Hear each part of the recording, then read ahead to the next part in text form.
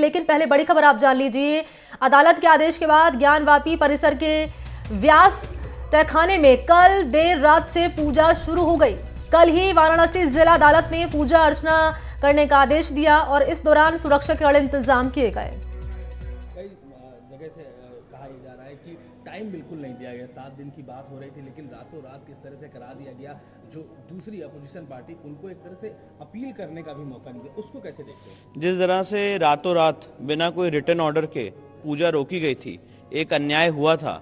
आज उस अन्याय को एक न्याय के माध्यम से, कोर्ट के माध्यम से उनके ऑर्डर की कंप्लायंस करने का काम किया गया।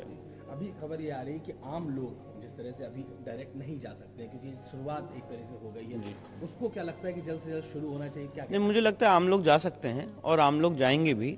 जो भक्तजन है वो वहाँ पे दर्शन के लिए जा सकते हैं। पूजा पाठ।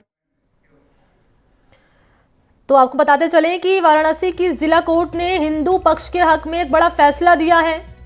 ज्ञानवापी के व्यास तहखाने में हिंदू पक्ष को पूजा करने का अधिकार दिया है। पूजा अर्चना लगातार की जा रही है ज्ञानवापी परिसर में, हालांकि सुरक्षा के कड़े इंतजाम भी किए गए हैं। तो कोर्ट ने जिला प्रशासन को बैरिकेडिंग में 7 दिन के अंदर व्यवस्था कराने का आदेश दिया है। और आपको जानकारी दें कि यह तहखाना है मस्जिद के नीचे।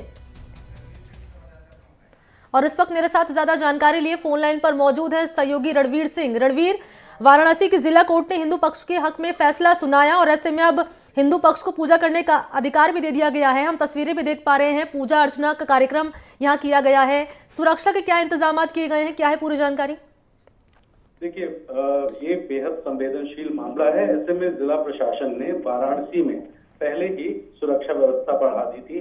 देर रात करीब 11:30 बजे प्रशासन के जो बड़े अधिकारी, जिसमें कमिश्नर, जिलाधिकारी, पुलिस कमिश्नर, ये सारे लोग पहुंचे हुए थे। सुरक्षा का जायजा लिया, किस तरीके से वहां पूजा शुरू करानी है, ताला खोलना है, इसकी व्यवस्था का जायजा लिया। और पुजारियों की मौजूदगी में रात करीब 3 बजे जो व्यास जी का तहखाना है, उस तहखाने में पूजा शुरू कर दी गई। गणेश्वर आचार्य शास्त्री, जो कि राम मंदिर की पूजा के पूरे कार्यक्रम में शामिल थे, उनकी मौजूदगी में व्यास जी के तहखाने में जो विग्रह है उसकी पूजा शुरू कराई गई है।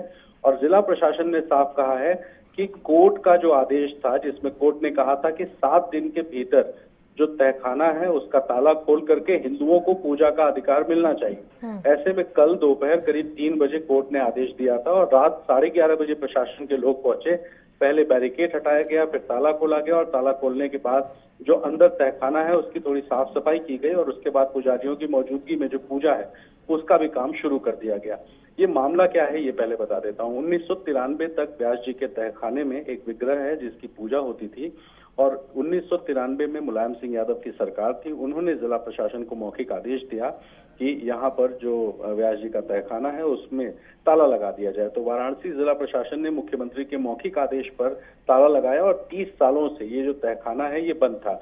कुछ दिन पहले जब एएसआई सर्वे करने पहुंची थी तो कोर्ट के आदेश पर वजूखाना छोड़कर पूरे ज्ञानवापी परिसर का एएसआई सर्वे किया जाना था। ऐसे में तहखाना पहली बार 1993 के बाद तब खुला था जब एएसआई पहुंची थी और उसके बाद जो याचिका थी हिंदू पक्ष की, उस मामले में सुनवाई वाराणसी की जिला कोर्ट में चल रही थी और इस सुनवाई को परसों जिला जज ए.के. विश्वेश ने पूरा किया और कल जिला जज ने कोर्ट में आदेश दिया कि जो हिंदू हैं उनको अधिकार मिलना चाहिए। तो फिलहाल कोर्ट के आदेश पर पूजा पाठ शुरू हो चुकी है, तहखाना खुल चुका है और सुरक्षा व्यवस्था बढ़ा दी गई। जी, कोर्ट के आदेश पर यहाँ पर हुआ यह है कि पूजा पाठ का कार्यक्रम लगातार चल रहा है, शुरू हो चुके पूजा पाठ और क्या इंतजाम किए गए हैं वो भी आप बता रहे हैं रणवीर सिंह। लेकिन ये भी बताइए कि माहौल किस तरह का नजर आ रहा है, क्योंकि हिंदू पक्ष की ओर से क्या गया था, कहा गया था कि हमने एक लंबी लड़ाई लड़ी है और ये लड़ाई इस रूप में सफल होती नजर आई कि कोर्ट ने यहाँ पर यह फैसला सुना है कि पूजा अर्चना यहाँ पर अब की जाएगी। दूसरा सवाल आपसे ये समझना चाहूंगी कि अब मुस्लिम पक्ष का क्या रुख रहेगा इस मामले में? देखिए, आपने हिंदू पक्ष की बात कही। हिंदू पक्ष लगातार ज्ञानवापी मामले में जिस तरीके से पैरवी कर रहा है वो कहीं ना कहीं हिंदू पक्ष के फेवर में ये केस जाता हुआ दिख रहा है। वजह यह है कि पहले हिंदू पक्ष ने कहा कि एएसआई से सर्वे किया जाना चाहिए, कोर्ट ने उसको स्वीकार किया, एएसआई ने सर्वे किया और ये मामला हाई कोर्ट और फिर सुप्रीम कोर्ट तक पहुंचा और सुप्रीम कोर्ट ने एएसआई सर्वे पर रोक नहीं लगाई। एएसआई का सर्वे हुआ, उस सर्वे के दौरान एक आकृति मिली जिसको मुस्लिम पक्ष फवारा कहता है और हिंदू पक्ष उसको शिवलिंग बता रहा है।